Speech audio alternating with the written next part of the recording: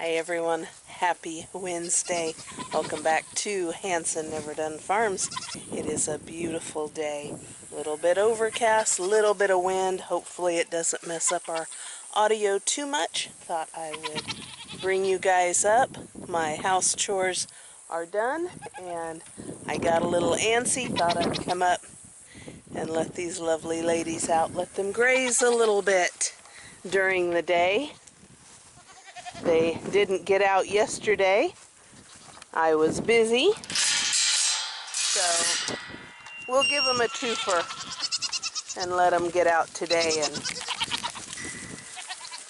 go get what's left of our pastures. Not too much left. We are definitely turning the corner into fall. Our Bermuda grass is starting to go dormant. Our pastures are starting to go dormant, which is normal. I am not even going to say that it's an unwelcome sight, because at some point you're ready for the break.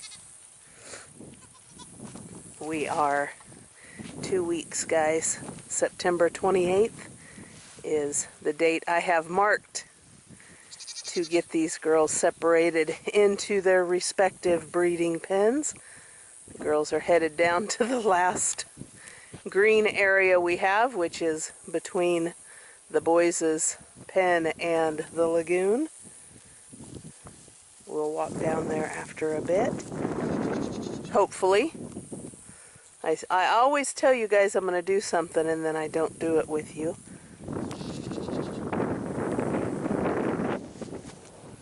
But we are definitely enjoying some of these milder days.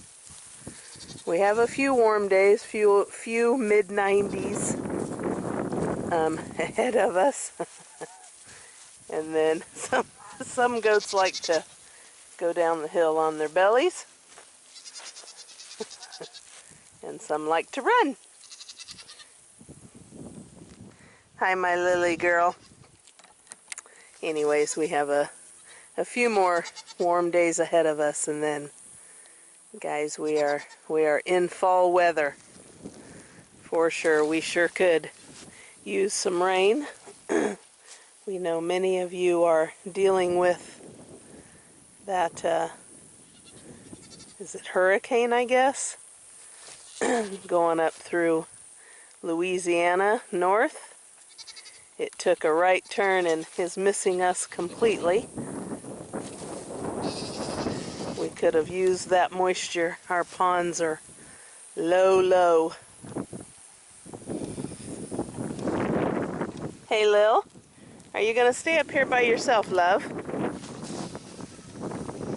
But we'll walk down and see the green grass the girls have.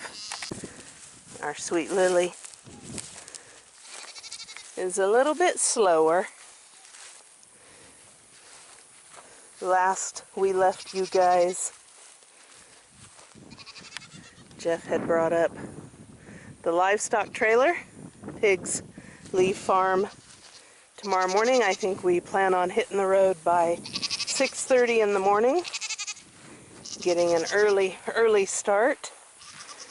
I think we're supposed to be in the mid-90s tomorrow, so an early start would be best.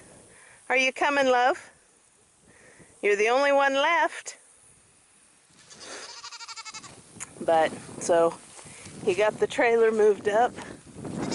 But another fix we found that needed to be done was resetting one of the wood posts.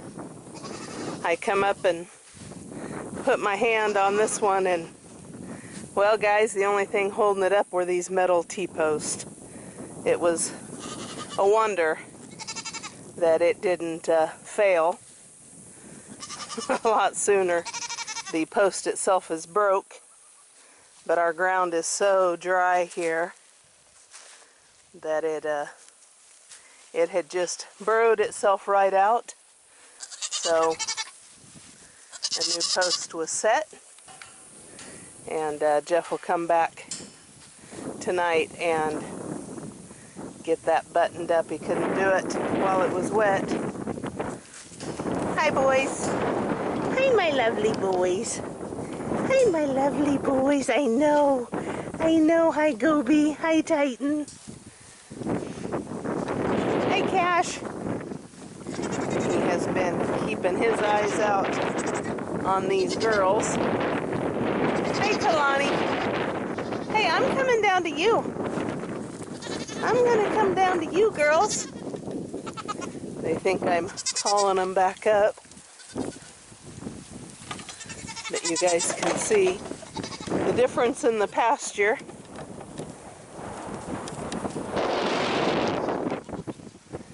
And this is where they head. This, of course, is the drain out from the top pond when we used to get rain. So this is always the last to turn. You're gonna roll right down that hill, goofball. And just go right on to eating. I got you, sister. Whoo, Cash. I am downwind to Cash, guys. Whoa, my gosh.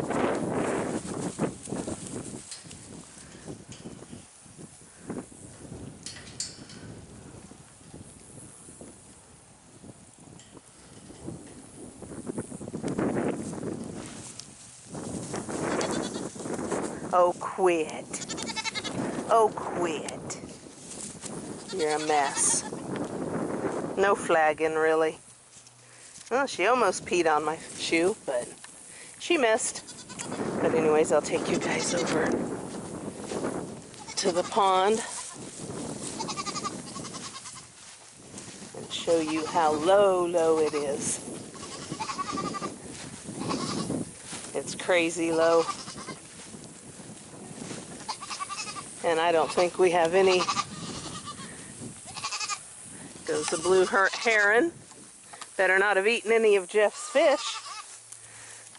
But squirrel, back to what I was saying. Guys, I don't know that we've seen it this low. It is very low.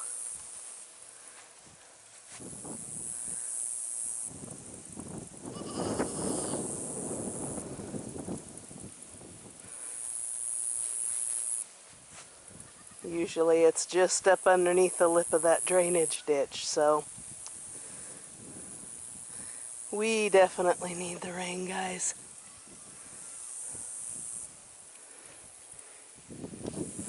The lagoon is low. You can see where we had it expanded.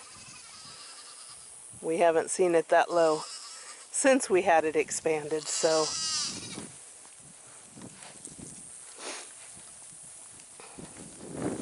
we'll get some rain. How much? How much is always the question, because the type of weather system we're heading into, I can't remember what they call it, El Niño, I think, means we're going to have a drier than normal winter. So last winter was a wet winter, so we really don't need too much of a drier winter. But so we're gonna let these girls eat as much of this as they can. Of course, the boys will get out first this evening, and we'll let them graze it this evening. I try not to let them out unless Jeff's here, just in case.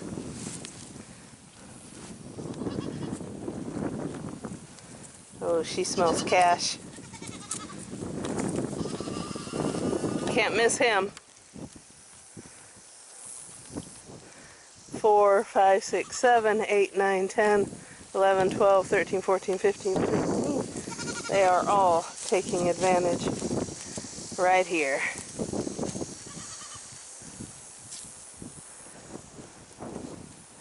There's not much, but just enough.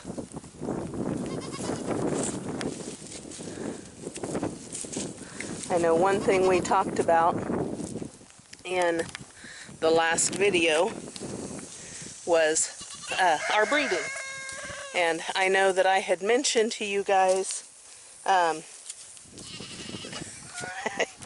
can't help it. She's such a comic. She just makes me laugh. Okay, back to what I was saying. I know I had talked to you guys about flushing, that I was starting to flush the does.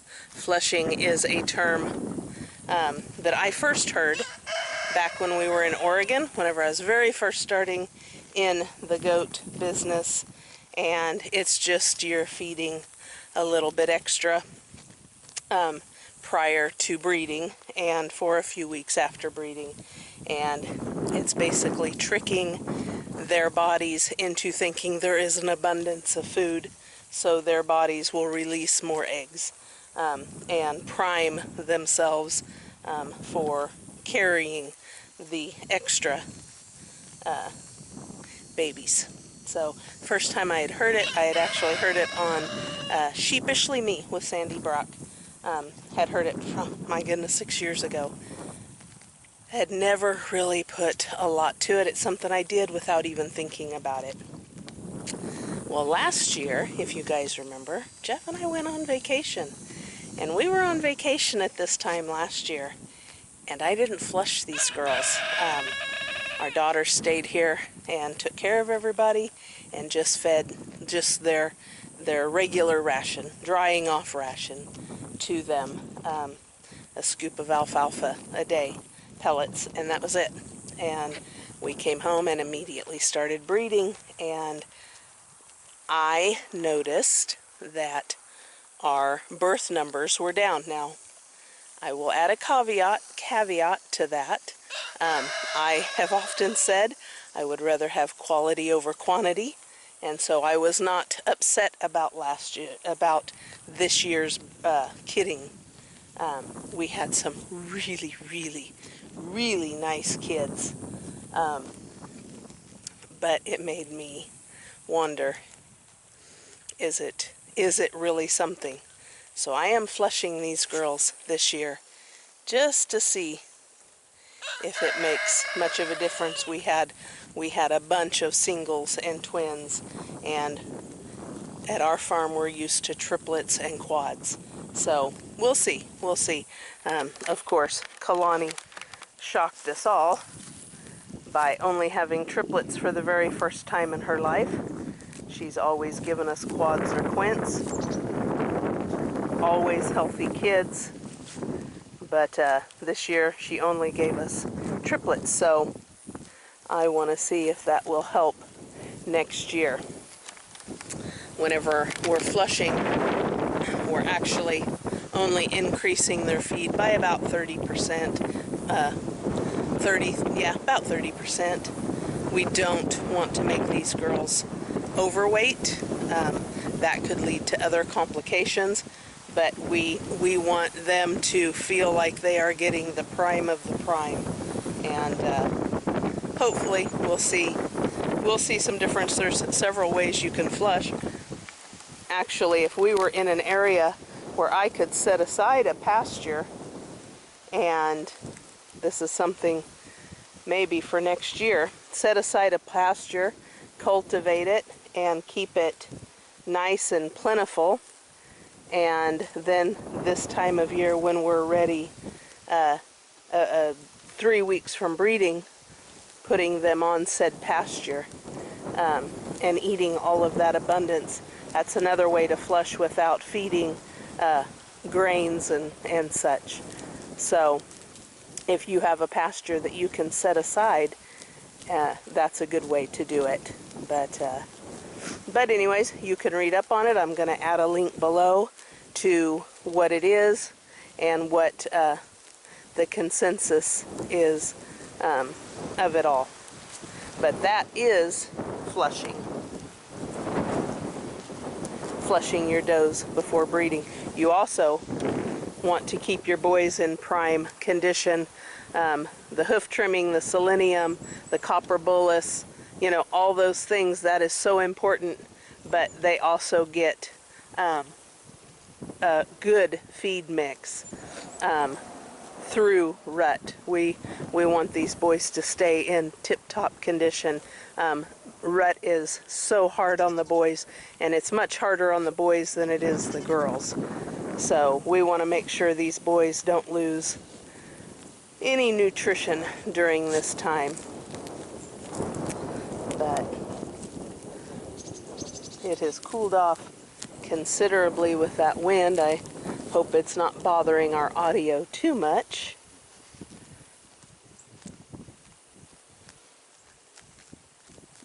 I would sit down, but I don't want to get in an ant pile, and we got the red ants out here in Oklahoma. I'm thinking Kalani is close to coming into heat, as is Freya. Kalani's got a little bit of goop on her back end, and Freya looks swollen a little bit. So I am going to mark them down. I marked Lucky down 2 days ago when I saw pretty much the same thing. Now I won't be able to catch all these girls' heat cycles this time around, but that's okay. They'll be with the bucks, and I'll catch them then, of course, once they're bred.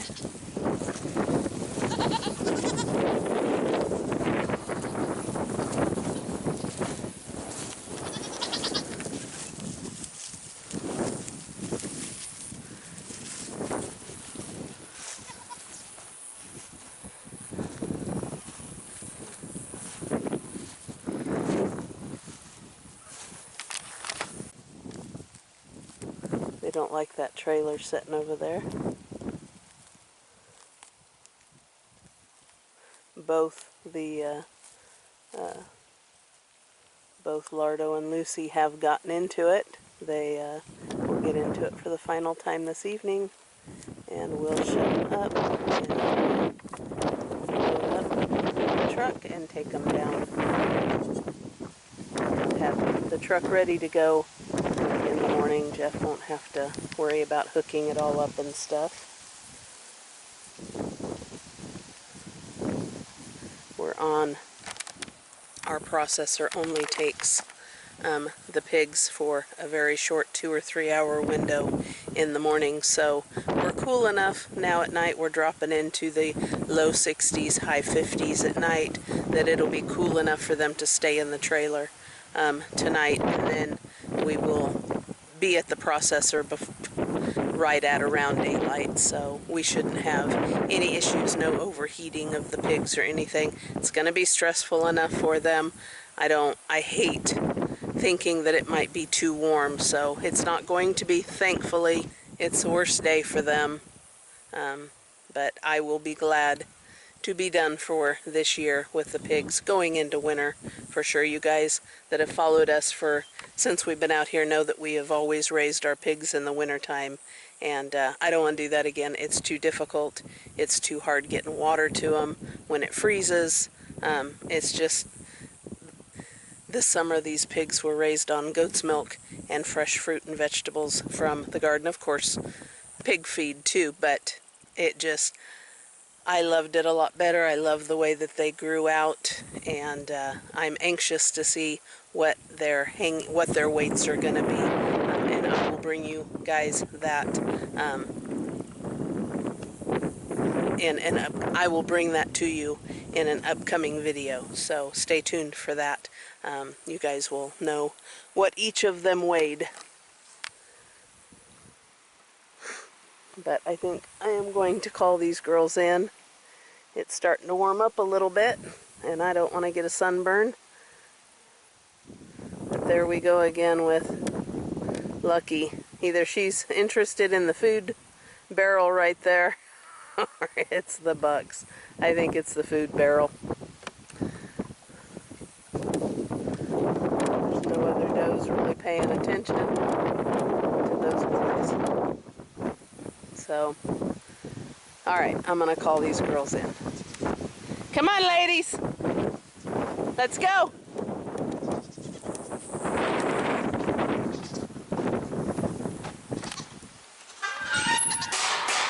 Come on, girls! I had to shut this gate real fast because some of them would go in and realize there was no food for them. Come on, let's go! Come on, girls! Come on, let's go!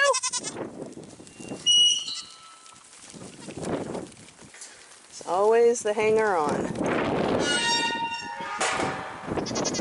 I wouldn't be able to get away with tricking them for very long. 1, 2, 3, 4, 5, 6, 7, 8, 9, 10, 11, 12, 13, 14, 15, 16. We got it. I know, girls. I'm so sorry. I'm so sorry for tricking you. Hi, love bug. Hi, my sweet love bug. Oh, my goodness. Oh, my goodness. Yes, she decided we are friends. She decided we are friends. Jasmine, not so much. She still won't give it up. She looks so much like her mama. Goodness, look at the width on these girls. I am super stoked about next year. All three of these yearlings have already hit weight, even though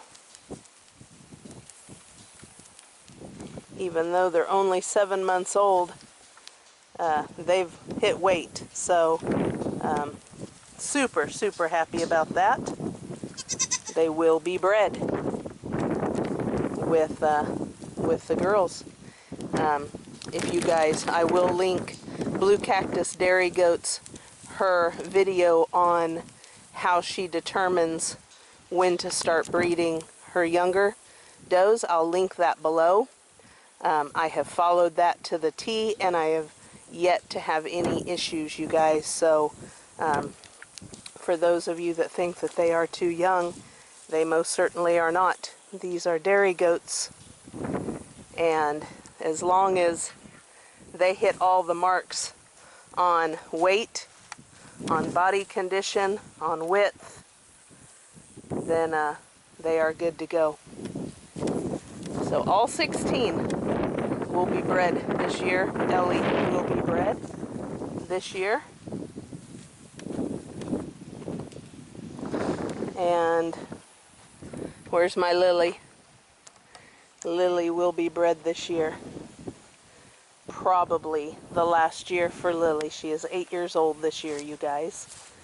So I'm doing it on a year-by-year basis. She did great last year with the twins. So we'll see how she does this year and judge it from there. Of course, Kalani, no issues. Knock on wood. But anyways, and breeding is a great time for weaning, because none of these girls are weaned yet, which is the way we do it. My keeper does, she's bigger than our mama. Our keeper does, we let mama wean them. We don't wean, so